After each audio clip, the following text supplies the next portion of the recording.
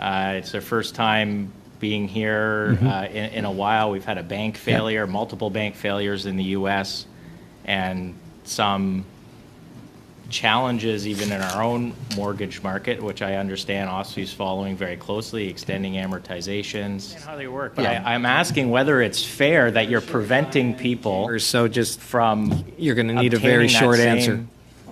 Mortgage product. Okay. Mr. Chair, as superintendent, it honestly isn't in my mandate to determine what's fair or isn't. Like and subscribe. Now, Mr. Rutledge, appreciate you coming and joining us. Important study proposed by my Liberal colleague. I'm curious about B15's guidelines and the cost of compliance that a financial institution might bear. Have you thought about, or have you measured what the costs of compliance are expected to be for certain financial institutions? Well, I mean, the answer to the second part of your question first. Measuring the exact cost is not something we've asked them to do. They're, institutions we regulate are more than happy to come to us and tell us what the burden is. And I think to go more deeply into that question, I think I'd like to sort of reference one key aspect of our system. We have some very large financial institutions that have economies of scale in regards to disclosure, and then we have some very small ones. And so when we designed this guideline, we designed it with that in mind. And so to help them manage through increased costs, we've given smaller institutions an extra year to come into compliance with disclosure. For the larger institutions, they're already, if you look at a large insurer or bank, their quarterly reports are 200 pages or more. And so adding additional disclosure on climate change, given their already substantial scale built in disclosure, we don't think will be material to them. But aren't there requirements for climate scenario analyses and other work that the institution has to do in order to produce the disclosure? Yeah. Over time, there will be a rising burden around scenario analysis. The diligence and risk intelligence that will come out of that will produce lower credit costs, we believe, over time, and will more than pay for the additional costs.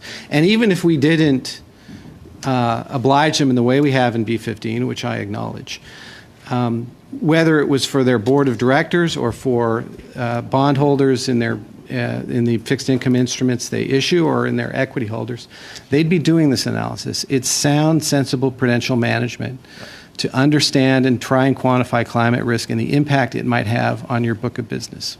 I mean, if they would be doing it anyway, why do they need the regulator to dictate it's a good question. What needs to be disclosed? It's a good question. There's a variety of reasons for it.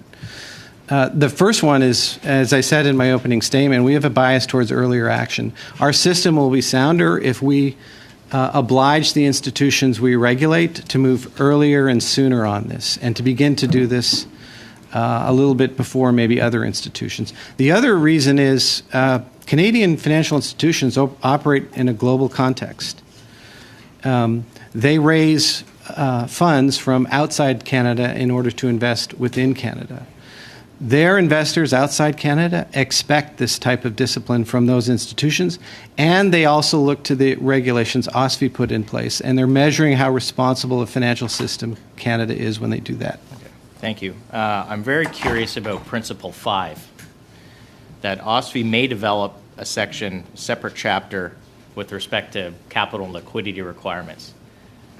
Are you going to increase the capital requirements for companies that lend to oil and gas?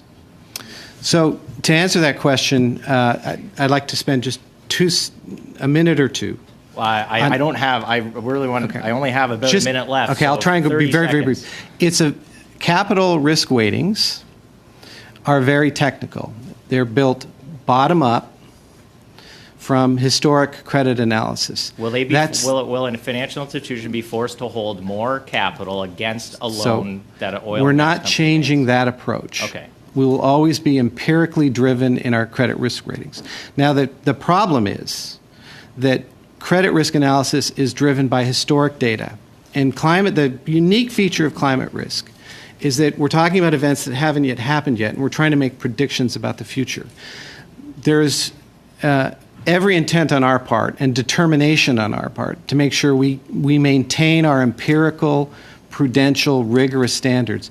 Any change in risk weightings should flow out of disciplined, bottom-up credit risk management in the way credit risk ratings are happening. That would be happening anyway. Like if a risk rating changes by a third party, that's already happening. I fail to understand why OSFI should be getting involved in climate risk analysis and disclosure when the private sector is already demanding it itself. And frankly, the discussion around climate risk policies belongs in that chamber over there called the House of Commons, and not necessarily by a financial regulator. This is, it seems to me a little broadening of the scope of OSFI's mandate, which we never debated, frankly. Yeah. So that's kind of the end of our first round. We are moving into our second round. That's what we'll have time for, one full second round. We're starting with the Conservatives at 5 minutes for MP Chambers, please. Thanks very much, Mr. Chair. Mr. Rutledge, I apologize on the Chair's behalf. I did give you a chance to respond to my last comment, but I think we got that out in the previous rounds. But safe to say you think that the work of B15 is very core to OSFI's mandate. Is that what I understand you to believe? Mr. Chair, we think our work on climate risk management flows from our purpose and our mandate. Okay. What are the costs of non-compliance? What if a financial institution just doesn't disclose? What happens to them? Mr. Chair, we have a principles-based regulatory system. So it's important to understand that B15 are not a set of rules and that there's a penalty, a speeding ticket, if you will, if they don't comply. There is an articulated level of interactions with boards and senior managers. When we, as a regulator, deem an institution to be out of line with the principles set forth in our guidelines. So, for example, if they're underwriting mortgages in a way that contravenes our guideline B20, we don't hit them with a penalty. We have a sometimes extended conversation about that. What I would suspect a board member or a senior executive would say if they were before this committee, what would happen if noncompliance? They'd say that the regulator would start off those conversations and would require, ultimately oblige is better than require in a principles-based system, ultimately oblige institutions to come into conformance. Okay, fair enough. You brought up B20. It's their first time being here in a while. We've had a bank failure, multiple bank failures in the U.S., and some challenges even in our own mortgage market, which I understand OSFI is following very closely, extending amortizations. Do you think that financial institutions need to be more transparent about the amount of their books that have mortgage amortizations that are extending well beyond 30 years? Some banks have been forward with this information, and others, to my understanding, have not been as public with the risks that they're now increasing. Mr. Chair, in our view, transparency is a risk mitigant, not a risk accelerant. As superintendent, I don't want to presume to guide boards of directors and senior executives on what to disclose and what not to disclose, but I will say sunlight is a very effective way to mitigate risk. In general, if I look at Canadian bank disclosures on mortgage risk and I compare them to other systems and to the risks that we see, they're pretty balanced. They can always do better, but it's not a major issue from our perspective. In the last budget, there was a section on code of conduct for extending amortizations. Was OSFI consulted prior to that appearing in the budget? Mr. Chair, that code of conduct would be put into place by the FCAC, the Financial Consumer Fair Affairs. enough, but the question we talk to them all the time. They sit on my FISC. Okay, so yes, you were aware before it ended up in the budget. I wasn't aware of what was in the budget, Okay, fair. just to be clear. But you were consulted But I- on, okay, fair enough. We talk about that with the FCA, those issues Okay. every day with the FCAC. Thank you.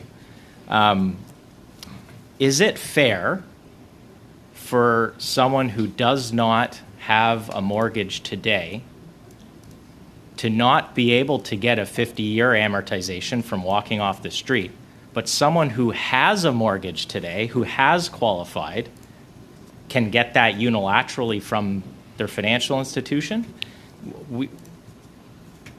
Is that a fair state Mr. of Chair, play? my job is to ensure that Canadian banks manage their risk. I'm going to try and Well, we have- give you a straight answer. It's just my job is credit risk and liquidity risk and climate risk and all that. Right. But you also set amortization rates, So correct? when you're thinking about amortizations and you're talking about lengthening amortizations, that is a feature of a particular product which goes by the name of variable rate mortgage with fixed payments. And as those variable I rates... understand how they work, but Yeah. I'm asking whether it's fair that you're preventing people Or so just, from you're going to need a very obtaining that short same answer. mortgage product. Mr. Chair, as superintendent, it honestly isn't in my mandate to determine what's fair or isn't. Lengthening amortizations increase risk to a mortgage, and we require higher capital for that. First, and now we're, thank you for that. Thank you, MP Blakey, and I think the MP Chambers, yes, for 5 minutes? Yeah, MP Chambers. Thanks. I'd just like to follow up on Mr. Blakey's last questions there. How much of the mortgage market does OSFI regulate? How much of a what? The mortgage market does OSFI regulate today? How percentage? Isn't it about 80%? You Roughly, cover yeah. about- Yeah, roughly about 80%. It's probably 1.8 trillion total, and the banks or the institutions we regulate about 1.5. That's broad numbers. And so last appearance, we had a brief discussion on shadow banking. Are you any closer today to understanding some of the risks that exist in that sector, which you currently don't have a full line of sight on? Do you have more insights into what's happening on that side? Mr. Chair, by shadow banking, we're talking about unregulated lenders into the housing market, Correct. as opposed to, say, mortgage securitizations Yeah. and all that. Okay. Mr. Chair, through the data gathering of the Bank of Canada and Statistics Canada, I would say we can capture and measure probably 80% of unregulated lenders through just periodic data gathering, and that tells us that part of the sector is still about 1%. But do you know what is happening with amortizations in that sector, or how those institutions are dealing with the same issues that the banks that you do regulate are dealing with them? Mr. Chair, many of those entities you talk about raise money from the public and do make some form of disclosure in terms of what they're doing. From what we've been able to gather so far, they're tending to be less prone to flexibility. Right. But isn't it more likely than not that a large financial risk event to the system comes from the 20% of the market that you actually don't have a great line of sight on or influence over? Right. Mr. Chair, the 20% you talked about, 1% of it would be these unregulated lenders, mortgage investment corporations. Most of the rest are credit unions, which are regulated by provincial regulators. And while they don't provincial regulators don't perfectly and identically adopt OSFI guidelines, they're pretty close. And I talk to provincial regulators semi-annually. You're comfortable with the current? I'm comfortable with the 19%. The 1%, it's worth watching, but it is still small. So do you think the new B20 guidelines are going to push more people into the 20% space or the 1% space if they become more onerous?